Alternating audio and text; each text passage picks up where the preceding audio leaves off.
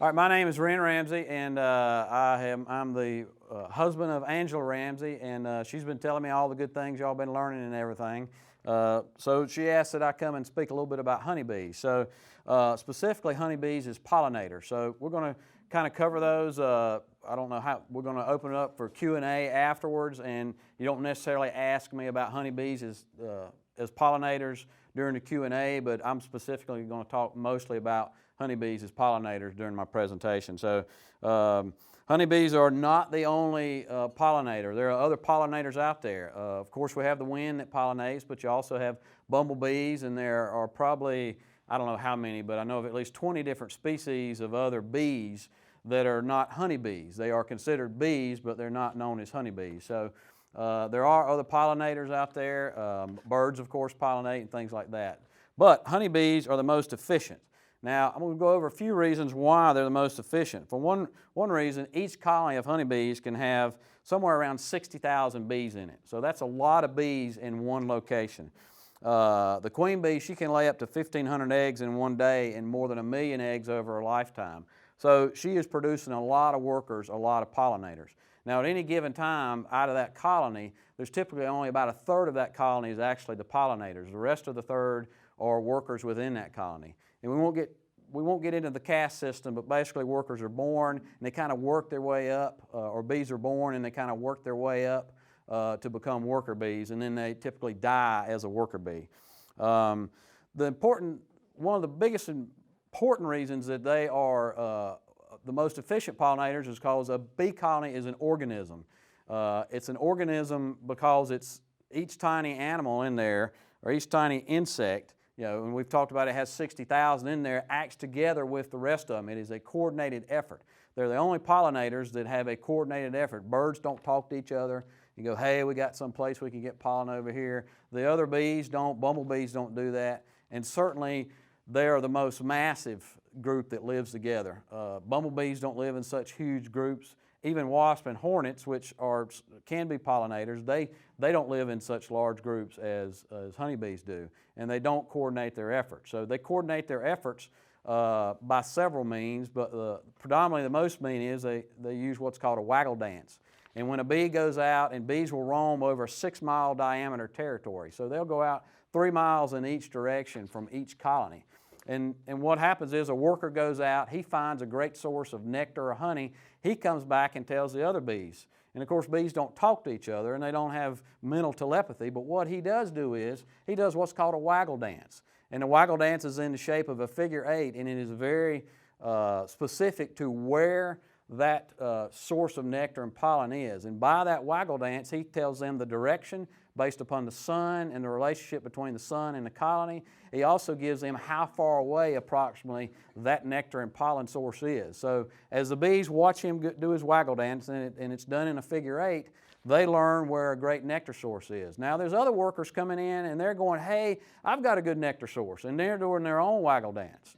And so the bees at some point in time decide who's got the best waggle dance, who's got the best source of nectar, and some of them may go to that smaller source of nectar, but by and large the others go to the large source of nectar, and they follow the one that had the best waggle dance. So it pays to be a good dancer if you're a bee. And so they go, and that's how they find it. And when that source, of course, they get their nectar and their pollen from flowers. When it's no longer flowering, there's no longer flowers on that source, or then that means there's no longer a nectar source, and so now somebody has to pick another place to go. And so then they start looking at somebody else's dance. So that's how they determine where they go. And that's how they coordinate their efforts, by that waggle dance. There's about 50 to 350 flowers that they visit per pollen load. So when a bee leaves that hive, he's going from anywhere from 50 to 350 flowers before he's going to come back to the hive and deposit his pollen. And he's going to make anywhere from 1 to 50 pollen trips per day.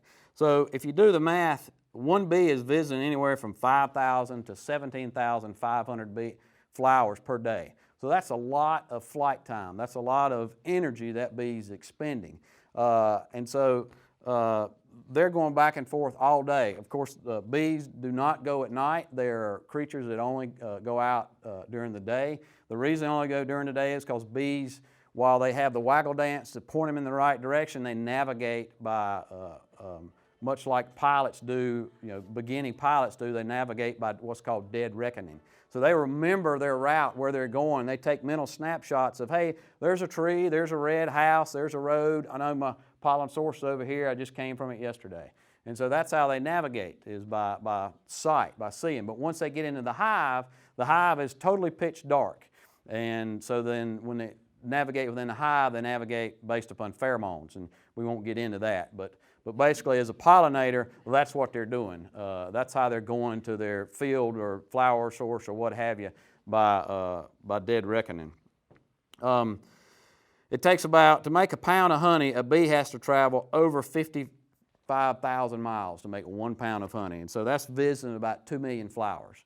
So if you think about it, a quart jar of honey is about 3 pounds. So some math teacher in here, tell me how many visits that had to be made. There's 2 million.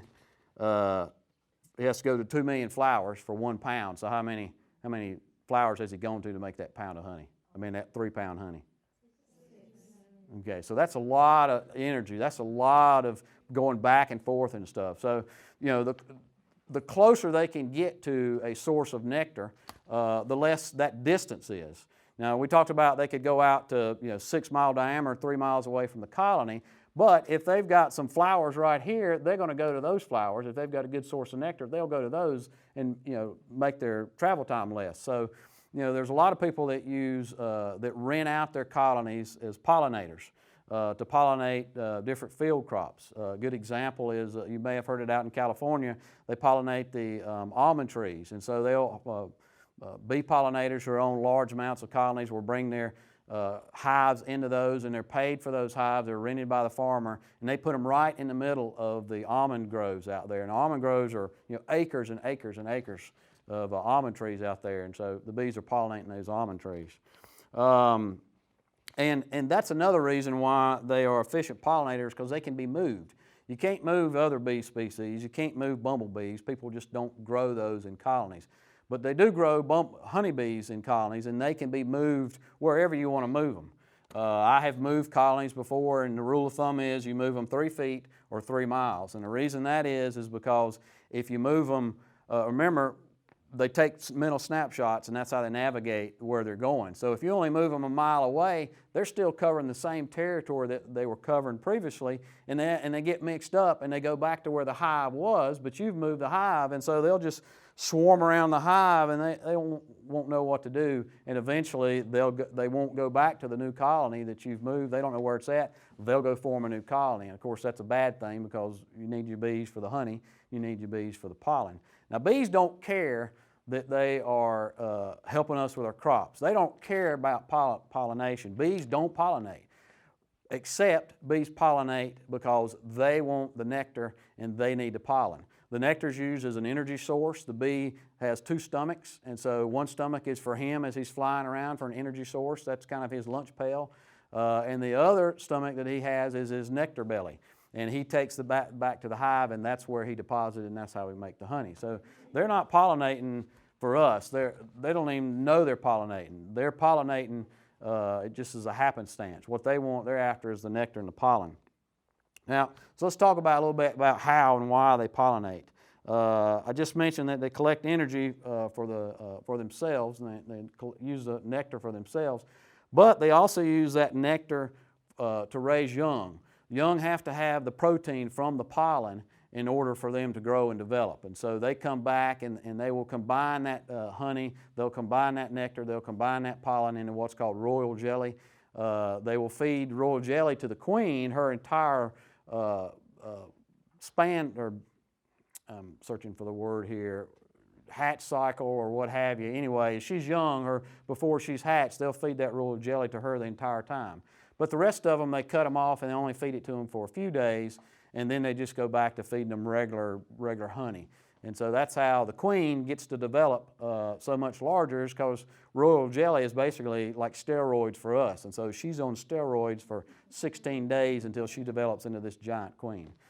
But the rest of them, they only get it for a couple days, and then after that, they're just a regular worker bee.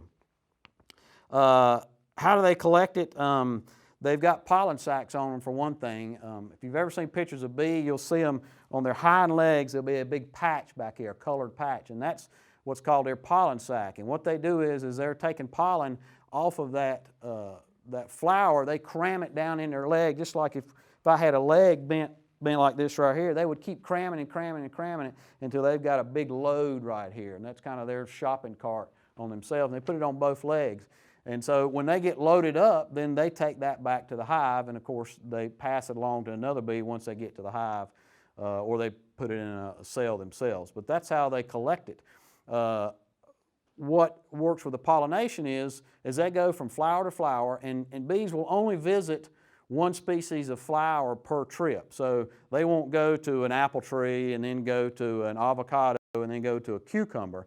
They're going to go just to those cucumbers and load up on pollen, and when he feels like he's loaded, or she feels like she's loaded up, she'll come back to the colony and she'll deposit her pollen in. So it's just cucumbers. So that doesn't really matter to the colony because they can mix the pollen back and forth. But what it matters to us is that, you know, you can't fertilize a cucumber plant with apple pollen and vice versa. So that's where it helps us. Now, most plants, and we'll get this into this in just a minute though, but the pollen that they requires multiple trips. So the bee needs to make more than just one trip to that particular flower in order for it to be pollinated properly. Again, we've talked about how many are in there. There's one queen, and there's anywhere from 5,000 to 75,000 workers, and there's a couple hundred drones. Drones, of course, are the males. And in true fashion, the drones are males. They don't do nothing for the hive. The only thing they do is they mate with the queen one time with another queen, but they are just consumers. They don't collect honey. They don't collect nectar. They don't pollinate, nothing. And so in the winter, the colony actually kicks all the drones out. Wouldn't y'all like to do that? Kick the drone out of your house? Okay, well, they kick them all out and drones die. So in the winter, you're not going to have any drones in the colony. But back in the spring, they start producing, or the queen starts producing more drones because those drones will be needed for mating, and that's the mating season for new queens. Another reason that they're good pollinators is because as bees fly through the air, their wings generate static electricity, and that gives them an electrical charge. Flowers have the opposite charge of what the bee has. And so as the bee goes to the flower, and the bee has the pollen in its sacs, but it also has all these hairs all over its body, all over its head, and just all over its body, and you can't really see it, except some of them you can't see but under a microscope. And so as it goes to that next flower, that flower attracts that pollen off of those hairs because the opposite charges attract each other.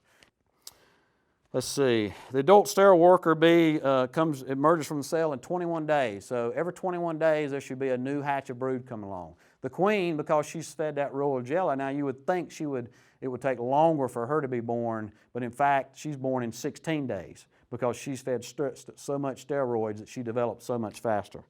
And the drones, they take 24 days because the drone is a bigger bee.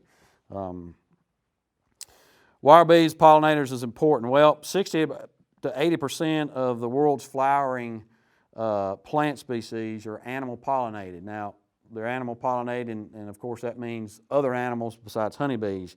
But 35% of our crop is attributed to honeybees. So if you can imagine, if it wasn't for the honeybee, we would lose a third of our crop. So there's a couple, I'll just go a couple plants right quick you may be aware of that the bees pollinate. They pollinate alfalfa. We grow alfalfa to feed the livestock. So if they weren't pollinating that alfalfa, that would be a source of food for our livestock we wouldn't have. So what's going to happen when all these food sources start declining? We'll talk about that in just a minute. A couple other things: apples, blackberries, blueberries, cherry, clovers. Clovers, we don't eat clovers, but cows eat clovers and horses eat clovers.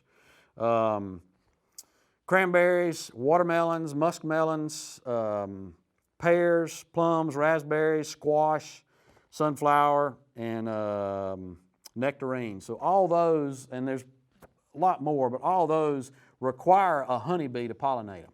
So if it wasn't for the honeybee, these species can't be pollinated by a different animal. If You can imagine a bumblebee is too big to get down in a very small flower, and these species have very small flowers. So that's why a honeybee that can get down in it, a honeybee is smaller, is the main pollinator for these.